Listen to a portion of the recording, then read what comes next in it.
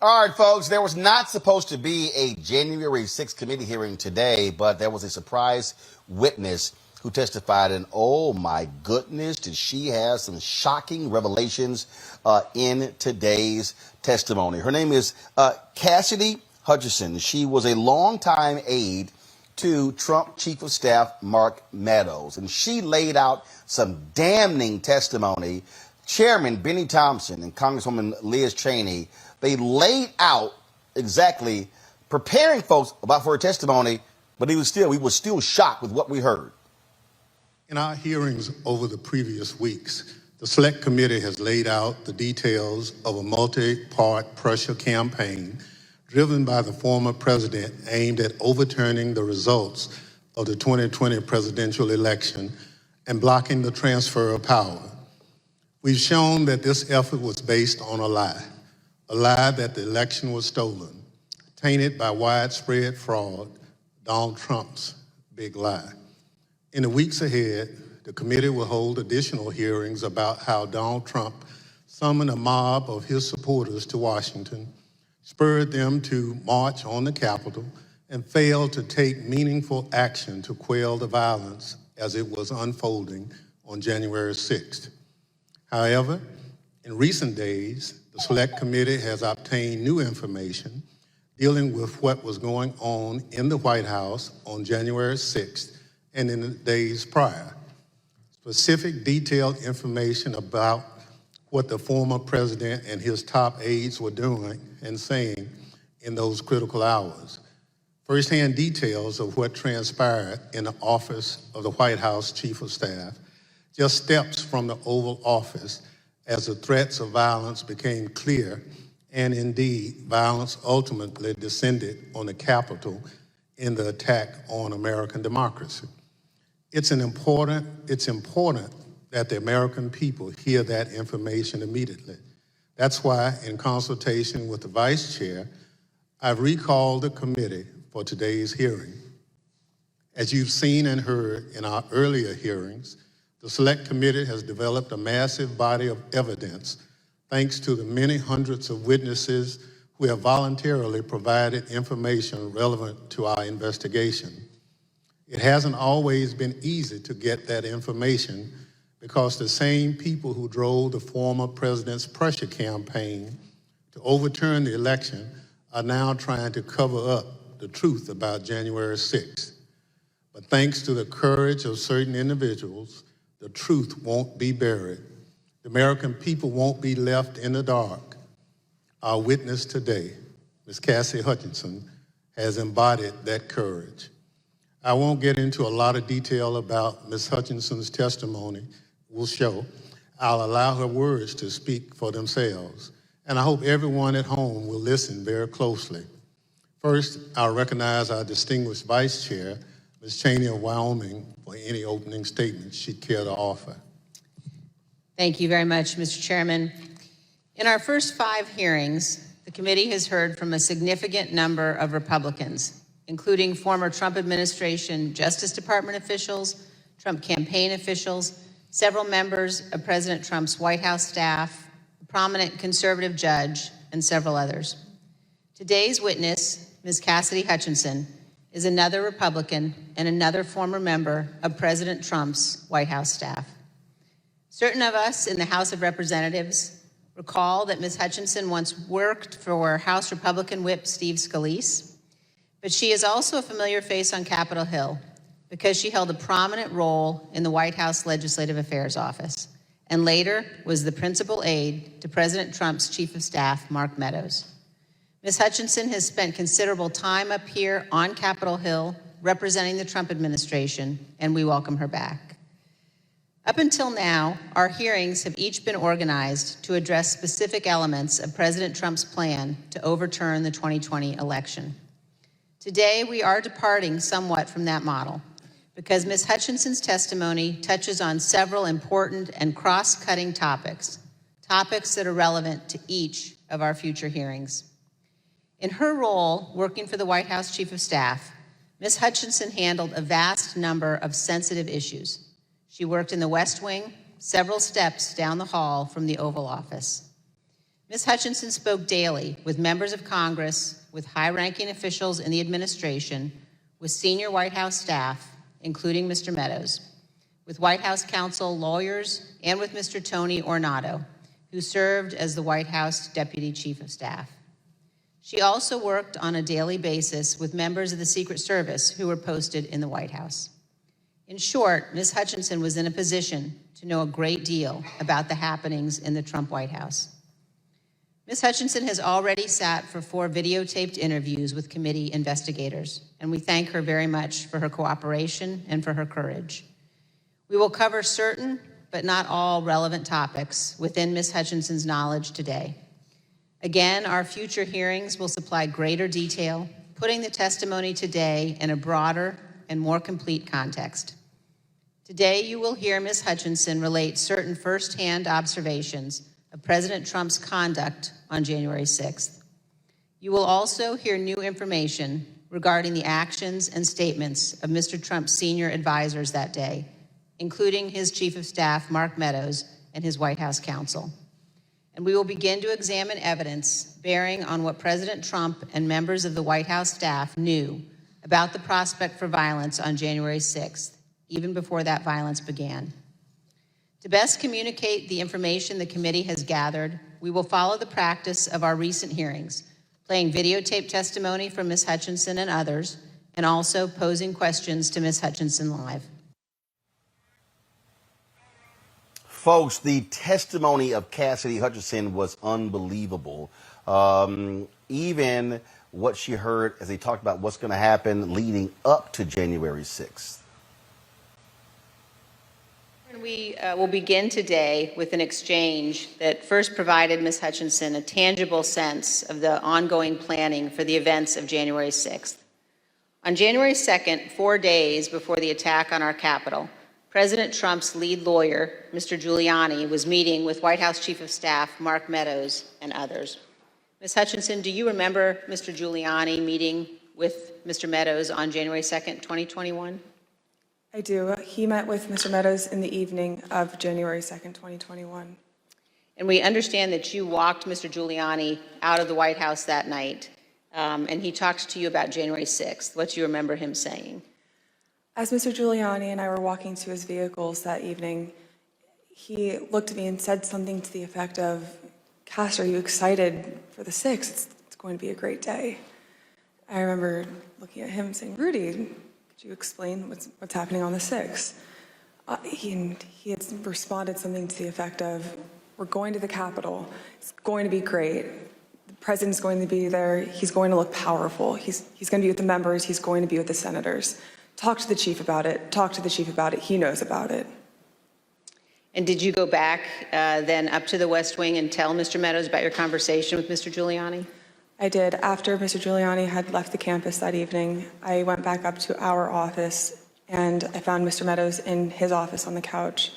He was scrolling through his phone. I remember leaning against the doorway and saying, "I just had an interesting conversation with Rudy, Mark.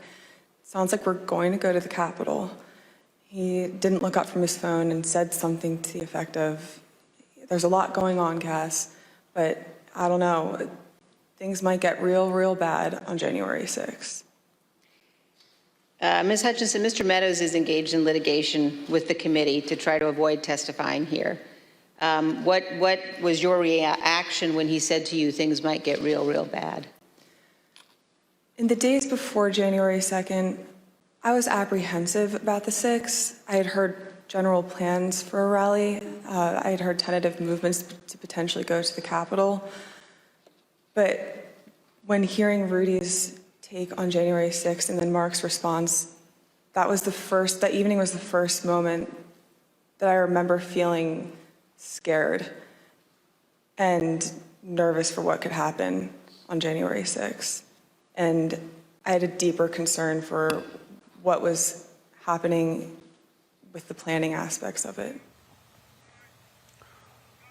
Folks, talk about shocking and stunning. Then Cassidy said Trump demanded he be taken to the U.S. Capitol, and even told the Secret Service, don't even search his followers for weapons, knowing full well they had weapons on them. Let's turn now to what happened in the president's vehicle when the Secret Service told him he would not be going to the Capitol after his speech. First, here is the president's motorcade leaving the ellipse after his speech on January 6th.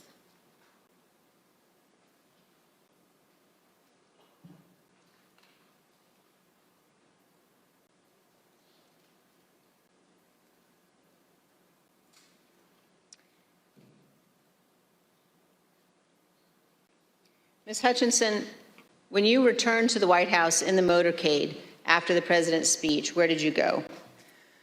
When I returned to the White House, I walked upstairs towards the Chief of Staff's office, and I noticed Mr. Ornato lingering outside of the office. And once we had made eye contact, he quickly waved me to go into his office, which was just across the hall from mine. When I went in, he shut the door, and I noticed Bobby Engel, who is the head of Mr. Trump's security detail, sitting in a chair, just looking somewhat discombobulated and a little lost.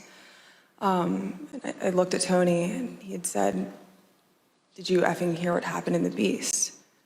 I said, "No, Tony, I just got back. What happened?"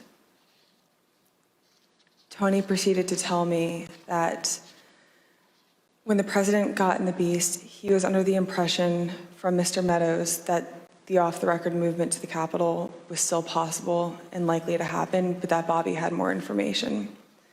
So once the president had gotten into the vehicle with Bobby, he thought that they were going up to the Capitol, and when Bobby had relayed to him, "We're not, we don't have the assets to do it, it's not secure, we're going back to the West Wing," the president had very strong, a very angry response to that.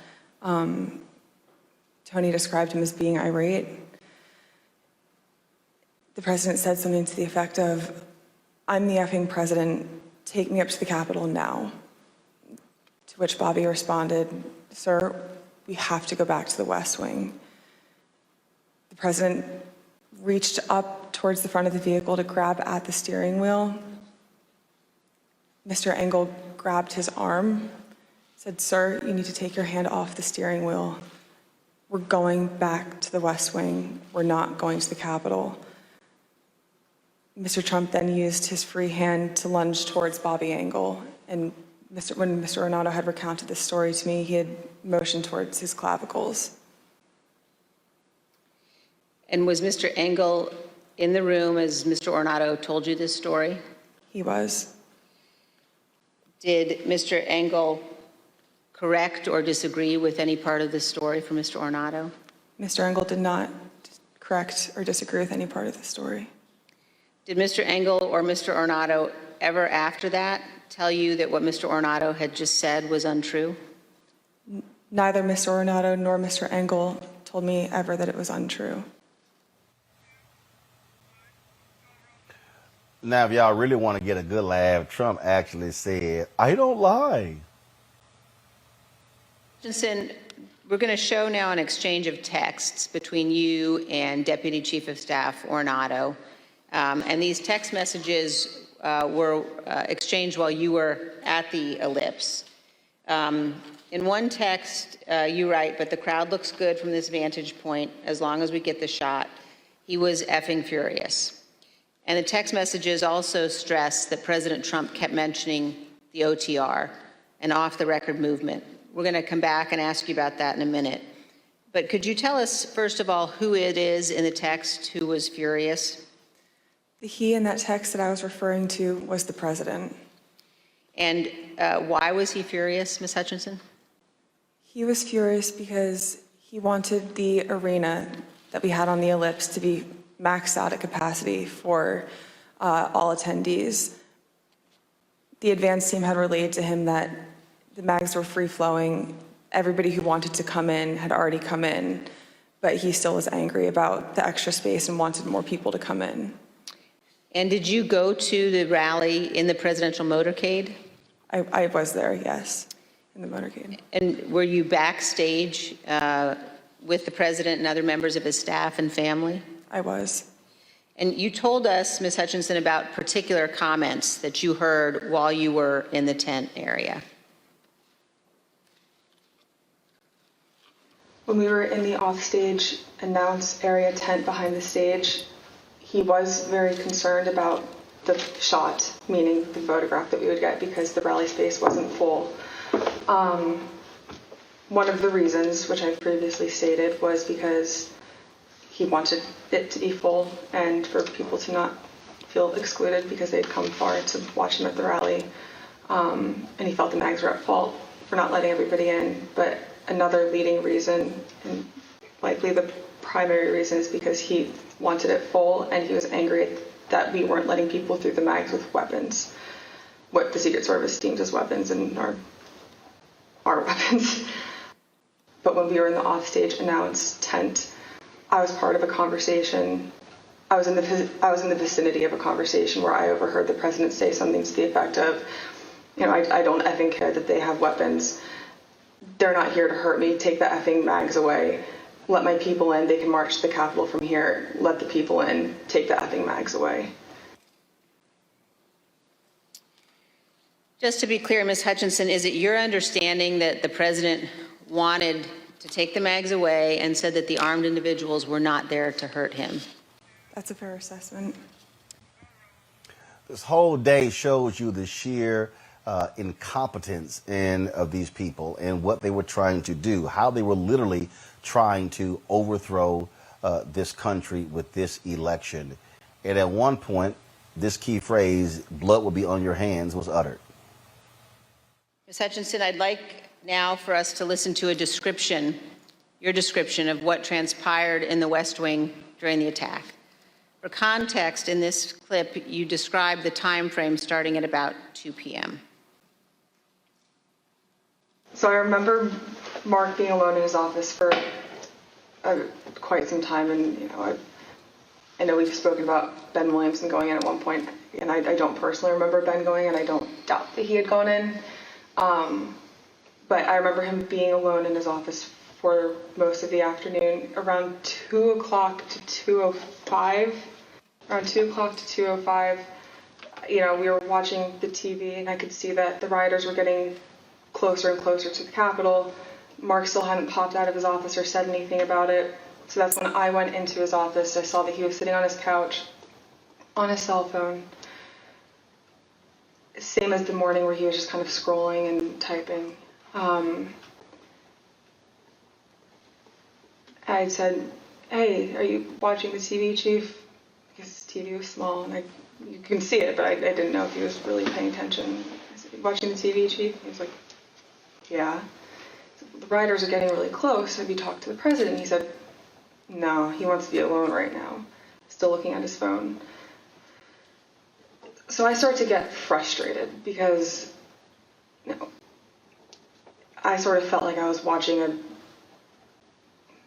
this is not a great comparison, but a bad car accident that was about to happen where you can't stop it, but you want to be able to do something. And I remember thinking in that moment, Mark needs to snap out of this, and I don't know how to snap him out of this, but he needs to care. And I just remember I blurted out, I said, "Mark, do you know where Jim's at right now?" And he looked up at me at that point and said, "Jim?" And I said, "Mark, he was on the floor a little while ago giving a floor speech. Did you listen?" He said, "Yeah, it was real good. Did you like it?" And I said, "Yeah. Do you know where he's at right now?" He said, "Well, no, I haven't heard from him." And I said, "You might want to check in with him, Mark." And I remember pointing at the TV and I said, "The rioters are getting close. They might get in." And he looked at me and said something to the effect of, "All right, I'll give him a call." Not long after the rioters broke into the Capitol, you described what happened with White House counsel Pat Cipollone. No more than a minute and a half later, I see Pat Cipollone barreling down the hallway towards our office and rushed right in, looked at me, said, "Is Mark in his office?" And I said, "Yes." He just looked at me and started shaking his head and went over, opened Mark's office door, stood there with the door propped open, and said something to Mark is still sitting on his phone. I remember glancing and he's still sitting on his phone. And I remember Pat saying to him something to the effect of, "The rioters have gotten to the Capitol, Mark. We need to go down and see the president now." And Mark looked up at him and said, "He doesn't want to do anything, Pat." And Pat said something to the effect of, and very clearly had said this to Mark, something to the effect of, "Mark, something needs to be done or people are going to die and the blood's going to be on your effing hands. This is getting out of control. I'm going down there." And at that point, Mark stood up from his couch, both of his phones in his hand. He had his glasses on still. He walked out with Pat.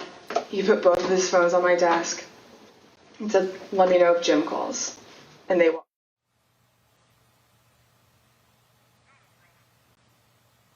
And of course, Meadows and Rudy Giuliani. They knew what was happening. That's why they wanted those pardons. One other point about the speech, Ms. Hutchinson. Did you hear that Mr. Trump at one point wanted to add language about pardoning those who took part in the January 6th riot? I did hear that, and I understand that Mr. Meadows was encouraging that language as well. Thank you. And here's what you told us previously about that.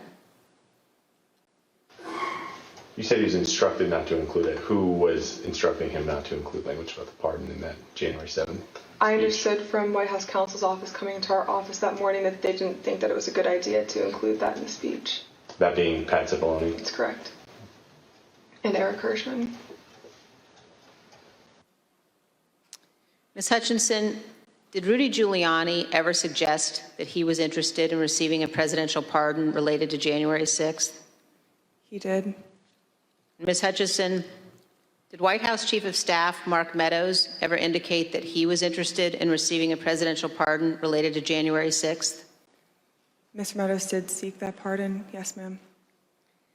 Thank you, Ms. Hutchison. Mr. Chairman, I yield back. Wow. Let's go into this with my panel. Dr. Mustafa Santiago Ali, former senior advisor for environmental justice at the EPA, joins me. Demario Solomon-Simmons, civil rights attorney and founder, Justice for Greenwood, Dr. Avis Jones-DeWeaver, political analyst and author. Okay, Demario, how in the hell, after today's testimony, does Merrick Garland not charge Trump with seditious conspiracy and these other individuals? I mean, what she described was beyond shocking.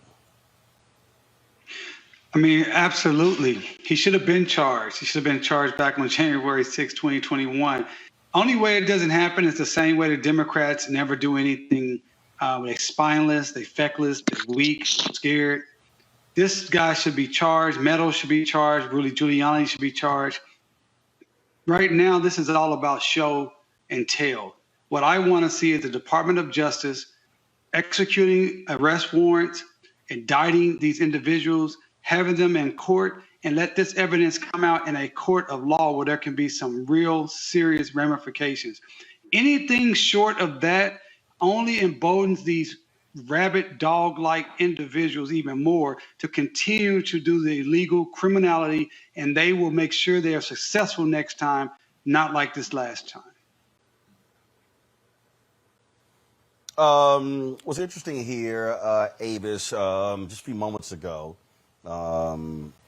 Peter Alexander with NBC said a source close to the Secret Service tells me both Bobby Engel, the lead agent, and the presidential limousine SUV driver are prepared to testify under oath that neither man was assaulted and that Mr. Trump never lunged for the steering wheel. Now, the U.S. Secret Service did put out a statement saying the U.S. Secret Service has been cooperating with the Select Committee since its inception in spring 2021 and will continue to do so, including by responding on the record to the committee regarding the new allegations surfaced in today's testimony. I can't imagine, Avis, this committee allowing that testimony to go forward and not having the receipts to back it up.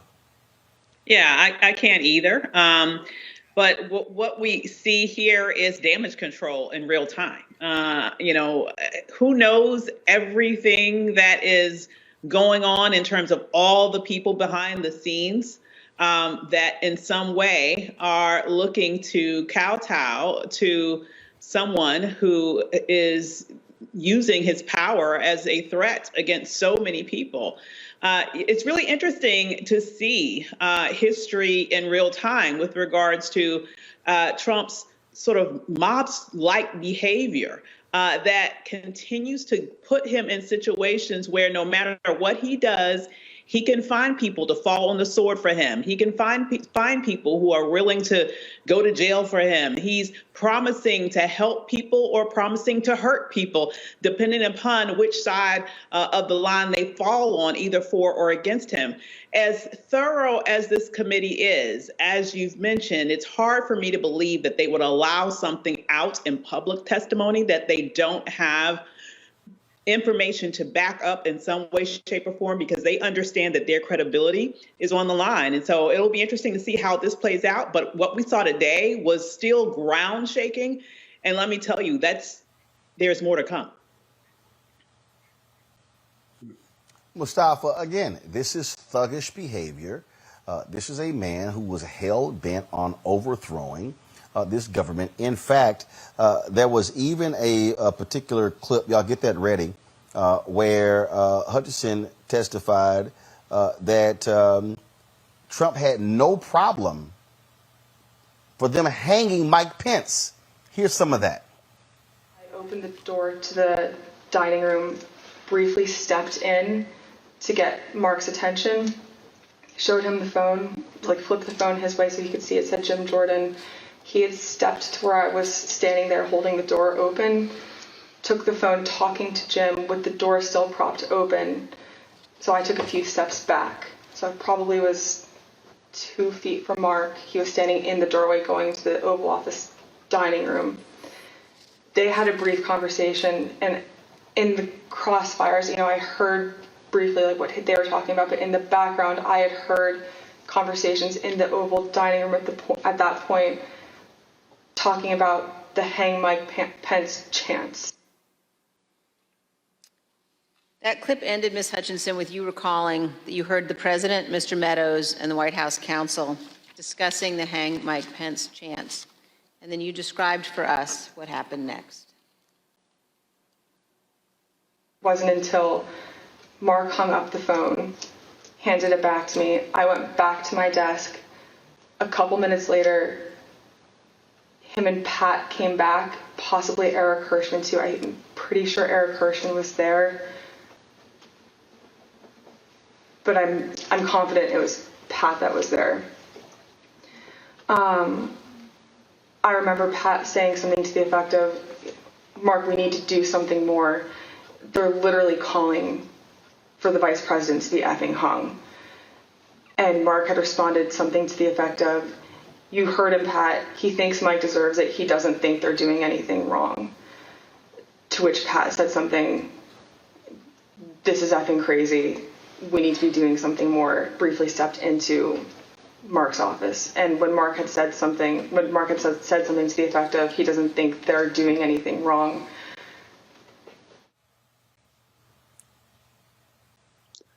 President, the person we used to label. I mean, Mustafa, this is nuts. Go ahead. I was just going to say, let's just truly unpack what this is. Trump saw himself not only as the label of a president, but what we're finally seeing sort of play out in front of everyone is an American dictator. An American dictator, a ruler with total power over a country, typically one who has gained control by force.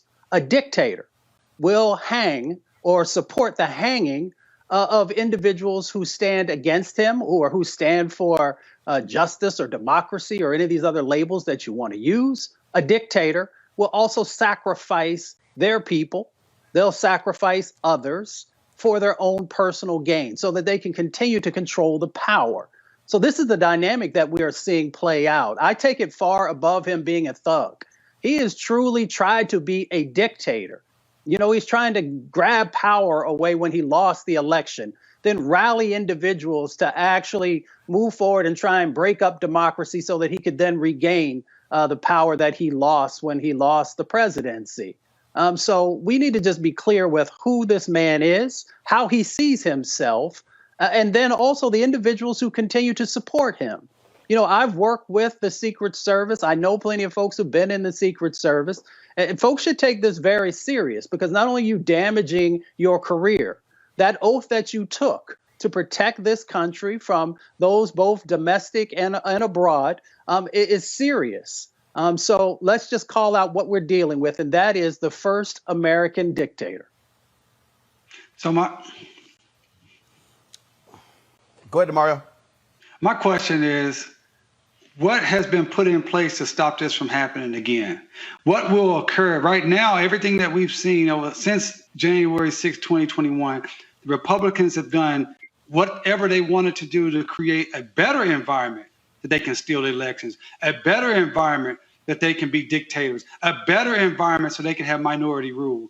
That's why, regardless of all these hearings that we're seeing and the bombshell testimony, if these individuals are not charged and indicted soon, and we see them going through the court criminal justice system that my clients go through, there is no way in the world that anybody black or anyone that was not a rich white man could have this type of evidence and not be charged. If we don't see charges soon for Trump and all the Republican elected officials who participated in this, if we don't see Congress soon utilizing the third clause of the 14th Amendment to impeach these insurrectionists from Congress, this will happen again. This discussion, these hearings will be for naught, and we will be in a much difficult place, terrible place in 2024. All right, folks, back to our Roland Mark Unfiltered video in just one moment. Love our new Alexa. It's a Buick. Yeah, Alexa. Buick. Alexa. It's a Buick. It's an Alexa. It's a Buick. It's an Alexa. Coach, that's a Buick. That's an Alexa. The Buick Enclave with available Alexa built in. Folks, Black Star Network is here. Oh, no punches! I'm real revolutionary right now. Support this man, Black Media. He makes sure that our stories are told. Thank you for being the voice of Black America, Roland. Stay black. I love y'all. All momentum we have now, we have to keep this going. The video looks phenomenal. See, this difference between Black Star Network and black-owned media and something like CNN. You can't be black-owned media and be scared. It's time to be smart. Bring your eyeballs home. You dig?